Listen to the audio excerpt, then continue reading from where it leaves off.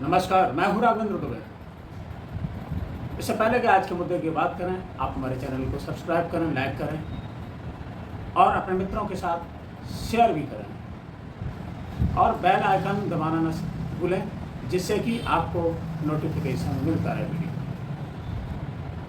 राहुल गांधी की सज़ा पर रोक लगा दी है सुप्रीम कोर्ट ने, और सज़ा पर रोक लगाने के बाद 48 घंटे भी हो गए हैं, लेकिन राहुल गांधी की सदस्यता बहाल नहीं की गई। गुजरात की सेशन कोर्ट और गुजरात हाई कोर्ट द्वारा दी गई थी, वो अधिकतम 2 साल की सज़ा थी।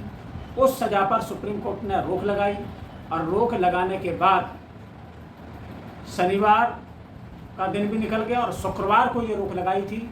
शुक्रवार चला गया, शनिवार चला गया और रविवार भी। बताते हैं कि शनिवार और रविवार को 2 दिन जो लोकसभा सचिवालय है, उसकी छुट्टी रहती है। और छुट्टी रहती है तो फिर उनकी सदस्यता कैसे बहाल होगी? जिस त्वरित गति से राहुल गांधी की सदस्यता, जब सेशन कोर्ट सूरत कोर्ट का फैसला आया कि उनको 2 साल की सज़ा होती है, उसकी सज़ा होते ही राहुल गांधी की लोकसभा सदस्यता खत्म कर दी गई। और 24 घंटे के अंदर आप देखिए कि कहां पर गुजरात है और वहां से पूरा फैसला आता है। और फैसला भी गुजराती भाषा में था।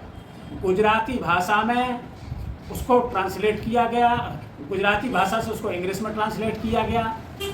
ट्रांसलेट करने के बाद वो कॉपी आ जाती है और सचिवालय उस पर तुरंत नोटिस जारी करता है कि जिस समय ये फैसला सुनाया गया, उसी क्षण से राहुल गांधी की लोकसभा सदस्यता खत्म मानी जाएगी, खत्म होती है। लोकसभा सदस्यता उनकी खत्म कर दी गई और 23 मार्च को सूरत कोर्ट का फैसला आता है। वो दिन बृहस्पतिवार था। 24 मार्च को शुक्रवार था और 24 मार्च को उनकी सदस्यता के लिए नोटिस जारी हो जाता है और सदस्यता उनकी खत्म हो जाती है। अब समझ लीजिए इतनी लंबी प्रक्रिया। कहाँ सूरत है, कितने किलोमीटर है यहाँ से, दिल्ली से। वहाँ से वो कॉपी गुजराती से इंग्लिश में ट्रांसलेट होकर के आ जाती है। सचिवालय उस पर अपना नोटिफिकेशन जारी कर देता है, सदस्यता खत्म कर दी जाती है। इसके बाद उनको जो बंगला मिला हुआ था राहुल गांधी को, उसको खाली करने के लिए भी नोटिस मिल जाता है। और बंगला जानते हो खाली कब होता है? बंगला खाली होता है 22 अप्रैल को, दिन शनिवार। और उस समय सचिवालय के अधिकारी मौजूद रहते हैं, जिनको राहुल गांधी अपना जब बंगला खाली करते हैं तो उनको चाबी सौंपते हैं बाकायदा, और वो उस चाबी को रिसीव करते हैं। उस दिन शनिवार था। तो जो मोदी सरकार 24 घंटे कहती है कि वो एक्टिव मोड में रहती है, वहाँ कुछ भी बंद नहीं रहता है। वहाँ राहुल गांधी की जब सदस्यता बहाल करने की बात आई तो बताया कि शनिवार और रविवार को छुट्टी रहती है, इसीलिए उनकी सदस्यता बहाल नहीं हो पाई। लेकिन ये तर्क कितना सही है? अधीर रंजन चौधरी का आप बयान सुने। जीत हासिल किए हैं, अभी सदन की अंदर जाना बाकी है। स्पीकर से मुलाकात कर चुके हैं मैंने, और स्पीकर साहब को दरखास्त भी किए हैं, गुजारिश भी किए हैं कि जिस त्वरित गति से राहुल गांधी जी की बर्खास्त हुई थी, उस त्वरित गति से ही उनको दोबारा वापस लाना चाहिए। स्पीकर साहब ने मुझे कहा कि सुप्रीम कोर्ट से जो कागजात है, वो कागजात जल्द से जल्द हमारे हवाले कीजिए, बाकी हम क्या किया जाए देखते हैं। मैंने कहा, स्पीकर साहब, ये सदन की गरिमा आपके हाथ में है, ये सदन की अभिभावक हो आप, सदन की हर सदस्य और सदस्या सबकी सुरक्षा आपको देना है।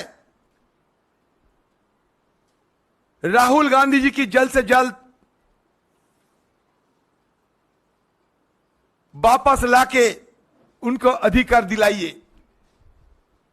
मंगलवार को सदन में अविश्वास प्रस्ताव पर चर्चा शुरू होने वाला है। यह चर्चा की चलते दिन रात सदन के अंदर सदन की बाहर हम सब गुहार लगाते आ रहे हैं। टालते टालते टालते टालते 8 तारीख को सदन में अविश्वास प्रस्ताव चर्चा के लिए दिन तय किए गए, जो कि बहुत पहले करना चाहिए था। हमारी तरफ से हम सोचे हैं, हमारे नेतागण को भी मैं ये बात रखे हैं, गुजारिश किए हैं कि अविश्वास प्रस्ताव पे राहुल गांधी जी को शिरकत करना जरूरी है।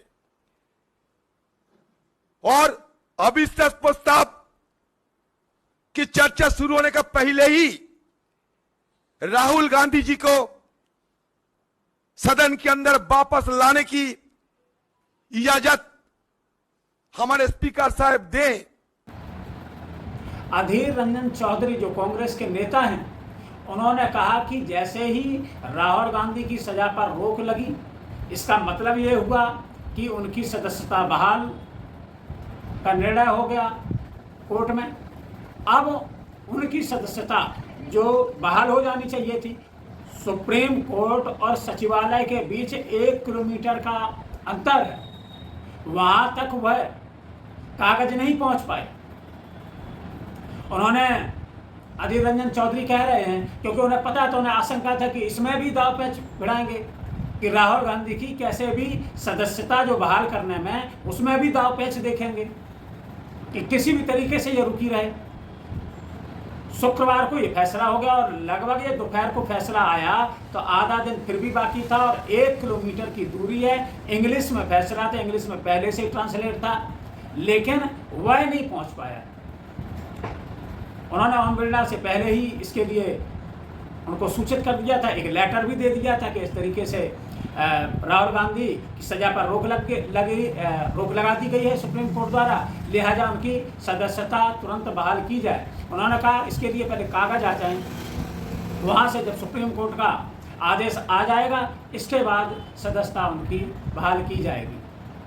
फिर जब कागज उनको मिल जाता है तो ओम बिरला को उन्होंने फ़ोन किया। ओम बिरला ने कहा कि आप सचिवालय को भेज दें। सचिवालय में जब उनको फ़ोन किया गया सचिव को, तो उन्होंने कहा कि ओम बिरला जी को दे दें। लिहाजा उन्होंने सचिवालय को वो जो आया आदेश, उसकी कॉपी उनको भेज दी।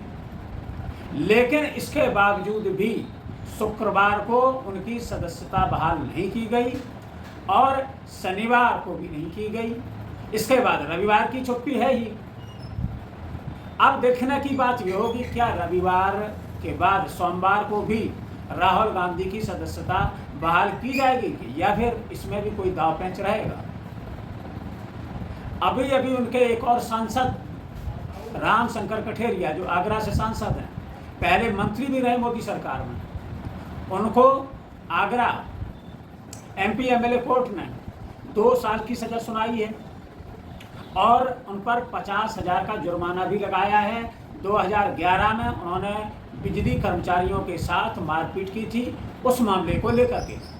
अब देखने वाली बात होगी कि उसी त्वरित गति से क्या रामशंकर कठेरिया की भी सदस्यता रद्द की जाएगी या सोमवार को दोनों ही कागज पहुंचेंगे लोकसभा में। एक होगा रामशंकर कठेरिया की सदस्यता खत्म करने का और एक तरफ दूसरी तरफ राहुल गांधी की सदस्यता को बहाल करने का। अब इसमें सरकार कहाँ तक दाव पेंच करेगी। पहले ही राहुल गांधी को इतना लंबा इस मामले में घसीटा गया, सुप्रीम कोर्ट ने इस पर टिप्पणी भी की। उन्होंने कहा कि जो निचली अदालत ने अपना फैसला दिया, जो हाई कोर्ट का भी फैसला रहा, जो हाई कोर्ट ने भी, गुजरात हाई कोर्ट ने भी फैसला जो यथावत रखा, उसमें कागज तो बहुत भरे गए, काफी कुछ लिखा गया, लेकिन उसका ठोस कारण ये नहीं बताया गया कि राहुल गांधी को मैक्सिमम 2 साल की सजा क्यों दी गई। इस पर भी बात होनी चाहिए थी कि 2 साल की सजा क्यों दी। आश्चर्य जताया सुप्रीम कोर्ट ने, लेकिन सेशन कोर्ट और गुजरात हाई कोर्ट ने अपने निर्णय एक तरह से दिए और सबका ऐसे लगता है कि बस सबका मकसद एक ही हो कि राहुल गांधी की संसद सदस्यता समाप्त हो जाए। पूरी कांग्रेस पार्टी यही पूछ रही है, विपक्ष पूछ रहा है कि जब आप सदस्यता रद्द करने में इतनी त्वरित गति से काम करते हैं तो सदस्यता बहाल करने में अब कौन सी दिक्कत है। ओम बिरला को भी बिना किसी पक्षपात के राहुल गांधी की सदस्यता तुरंत बहाल करनी चाहिए, जिससे कि वो अविश्वास प्रस्ताव में भाग ले सकें, अपनी बात रख सकें। शायद सरकार को लगता है कि ये जो समय है जिसमें अविश्वास प्रस्ताव पर विपक्ष बोलेगा, ये थोड़ा कठिन समय है। ऐसे में राहुल गांधी अगर संसद में रहते हैं तो उनके लिए बड़ी असहज स्थिति होगी, और जिसमें प्रधानमंत्री मोदी जी भी रहेंगे, और ऐसी असहज स्थिति का सामना करने के लिए सरकार किसी भी तरीके से तैयार नहीं है। इसीलिए वह कोई ना कोई दावपेच लगाने में लगी है। लेकिन सभी आशा करते हैं कि कल जो आने वाला कल सोमवार है उसको जरूर राहुल गांधी की सदस्यता जो है वह बहाल हो जाएगी, और फिर वह उसी अंदाज में जिस तरह वह अडानी पर बोले, जिस तरह प्रधानमंत्री और अडानी के रिश्ते उन्होंने साबित किए, जिस तरह से उन्होंने भ्रष्टाचार के मामले उठाए, उसी तेवर के साथ वह लोकसभा में अपनी बात रख के दिखाई देंगे। फिर मिलेंगे किसी नए मुद्दे के साथ, तब तक के लिए दीजिए इजाजत। जय हिंद, जय भारत।